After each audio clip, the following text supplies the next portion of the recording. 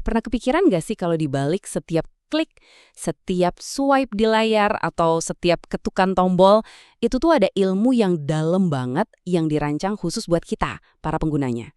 Nah, kali ini kita bakal bongkar rahasia di balik dunia interaksi manusia dan komputer. Oke, kita mulai dari filosofi dasarnya dulu ya. Jadi gini, ini tuh bukan soal seberapa kenceng prosesornya atau seberapa gede memorinya, sama sekali bukan. Intinya itu justru seberapa jago teknologi itu ngertiin kita dan bisa kerja bareng sama kita dengan semua keunikan dan ya keterbatasan kita sebagai manusia. Oke, kita masuk ke bagian pertama nih. Jadi, apa sih sebenarnya interaksi manusia dan komputer itu? Atau yang sering banget kita dengar singkatannya HCI, dari Human Computer Interaction. Yuk kita bedah bareng-bareng.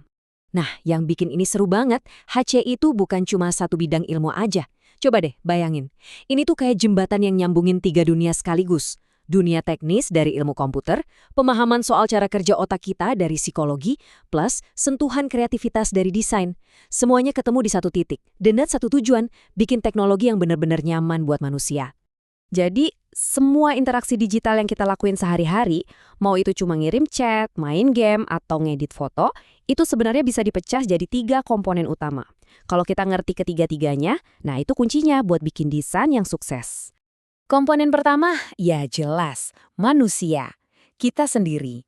Cara kita melihat, mendengar, berpikir, sampai cara kita gerak, itu semua yang nentuin aturan mainnya. Desain yang bagus itu bukan yang maksa kita buat berubah, tapi justru yang ngikutin dan manfaatin cara kerja alami kita. Yang kedua, tentunya, komputer. Ya, ini mesinnya kan?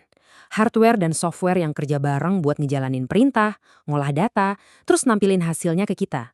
Ini sisi teknis dari hubungan ini gitu. Dan yang terakhir, interaksi. Nah, ini nih tempat ketemunya, ruang ngobrol antara kita dan mesin. Mau itu lewat layar sentuh, keyboard, atau mouse, inilah jembatan yang bikin komunikasi itu bisa terjadi.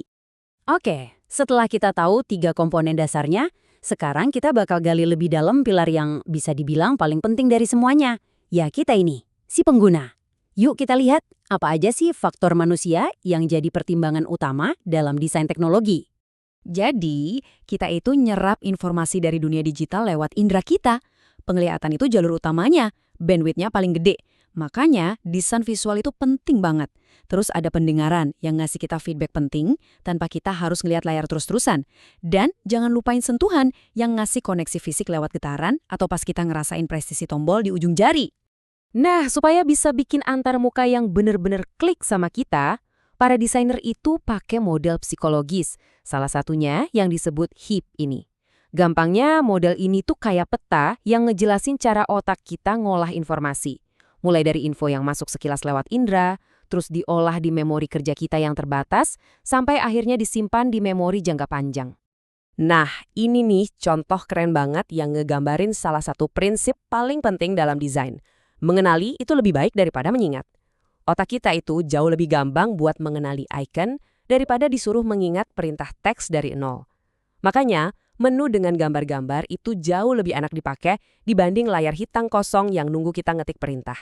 Beban kognitifnya, atau gampangnya, usaha mikirnya, jauh lebih ringan. Jangan panik dulu lihat rumusnya. Ini namanya hukum Fitts. Kelihatannya rumit, tapi ini formula yang keren banget buat memprediksi berapa lama waktu yang kita butuhin buat mindahin kursor ke sebuah target di layar, kayak tombol gitu. Intinya super simpel kok, makin jauh jaraknya dan makin kecil targetnya, ya makin lama juga buat ngepriknya. Jadi, apa gunanya rumus tadi? Nah, ini dia. Hukum matematis itu bisa langsung diterjemahin jadi aturan desain yang praktis banget. Ini loh alasan kenapa tombol kirim atau beli sekarang sering dibikin lebih gede. Atau kenapa menu-menu penting ditaruh dekat-dekat tempat kita biasa kerja. Tujuannya cuma satu, ngurangin gesekan. Bikin semuanya jadi lebih gampang buat kita, yang ujung-ujungnya bikin kita lebih senang pakainya. Ini semua sains loh, bukan asal-asalan. Oke, sisi manusianya udah kita bedah ya. Sekarang yuk kita lihat dua pilar lainnya biar gambarnya lengkap. Sistem komputernya sendiri dan jembatan yang kita pakai buat berinteraksi. Soal performa komputer ini bukan cuma soal angka di brosur loh. Ini ngaruh banget ke pengalaman kita. Ada angka ajaib nih, 100 milidetik. Kalau respon dari sistem lebih lama dari itu, otak kita langsung rasa ada yang telat atau nge-lag. Nah itu ganggu banget. Jadi, CPU kencang atau RAM gede itu bukan cuma buat pamer spek, tapi buat ngejaga ilusi kalau interaksi kita itu mulus dan instan. Percaya atau enggak, hampir semua tampilan komputer yang kita pakai sekarang, dari Windows sampai macOS, itu dibangun di atas fondasi yang sama, yang namanya paradigma WIMP. Ini singkatan dari Windows, Icons, Menus, dan Pointer. Coba bayangin, sebelum ada ini, pakai komputer itu harus ngetik perintah-perintah aneh. Nah, WIMP inilah yang mengubah segalanya. Bikin komputer jadi visual, gampang dimengerti, dan bisa dipakai semua orang. Fondasinya kuat banget, sampai hari ini pun kita masih pakai. Oke, sekarang kita gabungin semua konsep tadi jadi satu. Kita lihat lewat satu contoh nyata yang benar-benar nunjukin gimana pada akhirnya faktor manusialah yang jadi juaranya. Ini dia pertarungan klasiknya, keyboard QWERTY lawan Dvorak. Unik banget kan? Keyboard QWERTY yang kita pakai tiap hari ini sebenarnya dulu didesain justru buat memperlambat ketikan, biar tuas di mesin tik zaman dulu nggak nyangkut. Nah, di sisi lain ada Dvorak yang didesain pakai riset ilmiah supaya gerakan jari kita itu seminimal mungkin. Jelas, secara teknis jauh lebih efisien. Terus pertanyaannya, kenapa kok desain yang secara teknis lebih jelek ini yang menang? Nah, jawabannya ini ngerangkum semua yang kita bahas dari tadi. Faktor manusia, kebiasaan kita yang udah mendarah daging, susahnya belajar lagi dari nol, itu semua bikin kita terjebak sama QWERTY.